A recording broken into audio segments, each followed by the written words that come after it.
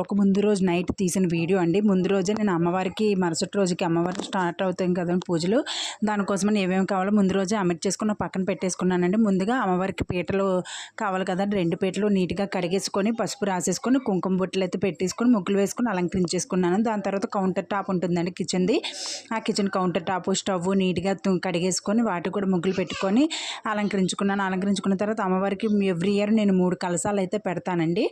ఆ కలశాల కోసం ముందు రోజు పసుపు రాసి కొన్నిదిగా అమ్మవారికి గంధం బొట్లు కుంకుమ బొట్లతో పెట్టి ఆ 3 కలశాల చెంబులకి రాగి చెంబులకి బొట్లు పెట్టేసుకుని అమ్మవారికి కావాల్సిన పూలమాలలు, పువ్వుల దండలు, అలాగే నిమ్మకాయల దండ, ఇంటికి గుమ్మానికి వేపాకులు, మామిడి కొమ్మలు, బంతిపూల దండలు అన్నీ ముందు రోజే కట్టేసుకొని పెట్టేసుకున్నానండి. అమర్చేసుకుని ఇలా ముందు రోజు అమర్చుకుంటే మరుసటి రోజు కొంచెం పని తగ్గుతుంది కదండి, ఎలాంటి అడవి లేకుండా.